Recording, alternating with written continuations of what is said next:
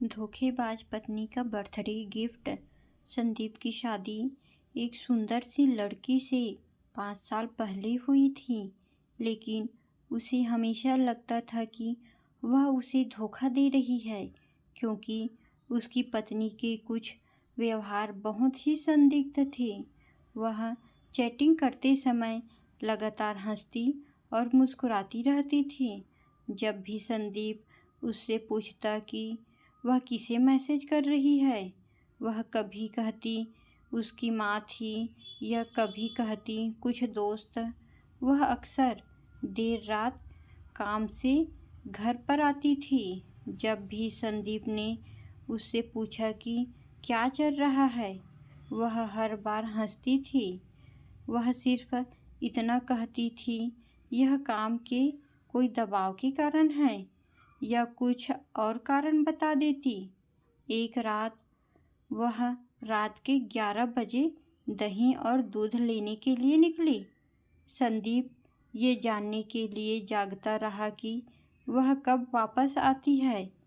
वह 2 बजे वापस आई। अब बस इससे ज़्यादा संदीप नहीं बर्दाश्त कर सकता था। उसने कुछ सबूत हासिल करने के लिए एक निजी डिटेक्टिव को काम पर रखा है। संदीप अच्छी तरह से जानता था कि बिना किसी सबूत के तलाक के लिए फाइल आगे बढ़ाना मूर्खतापूर्ण होगा।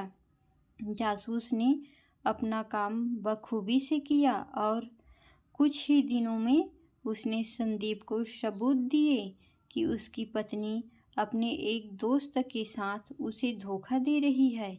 संदीप उसे तलाक देने के लिए तैयार था, लेकिन उसने सही समय आने का और उस पर हुए अन्याय का बदला लेने का इंतज़ार किया। उसकी पत्नी का जन्मदिन कुछ ही हफ्तों में था। संदीप ने उससे पूछा कि वह अपने जन्मदिन पर क्या चाहती है। उसने संदीप से कहा कि वह अपने जन्मदिन पर काम करने में व्यस्त होगी। उसने संदीप से अपने दोस्तों के साथ छुट्टी पर जाने के लिए कहा, क्योंकि वह उस सप्ताह के दौरान बहुत व्यस्त होगी। संदीप को पता था कि वह वास्तव में क्या कर रही थी। जैसे ही सप्ताह आया, संदीप एक दोस्त के घर गया और उसने अपनी पत्नी से कहा कि वो अपने दोस्तों के साथ टूर पर गया है। संदीप ने वहाँ से उसकी पत्नी की माँ, बहन, पिता और कुछ दोस्तों को बुलाया। उसने उनसे कहा कि वो उसके जन्मदिन पर उसे एक बड़ा सरप्राइज़ देना चाहता है। संदीप ने उनसे कहा कि हम उसे सरप्राइज़ देने के लिए उसके कमरे में घुसेंगे।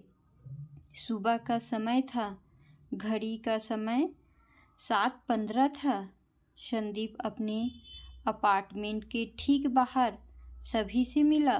वो सब लिफ्ट में गए। वो अब कुल मिलाकर 7 से 8 लोग थे। उसकी पत्नी की माँ के हाथ में जन्मदिन का केक था।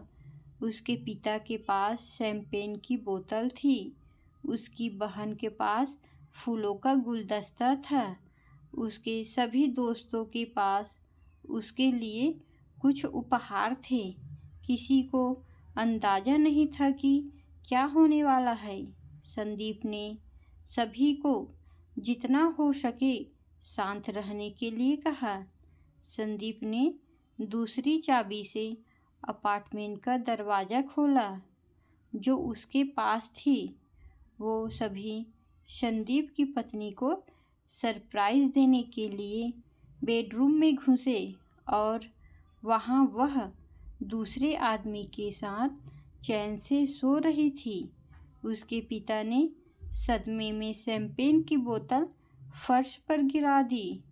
उसकी माँ ने केक के साथ ही ऐसा ही किया। संदीप ने ऐसा दिखावा किया जैसे वो इस घटना से काफ़ी टूट गया हो और जैसे उसे कुछ भी पता नहीं था और उसके दिमाग में बस यही चल रहा था। इससे अच्छा जन्मदिन का तोहफा कोई और हो ही नहीं सकता जो किसी पति ने अपनी बेवफा पत्नी को दिया हो।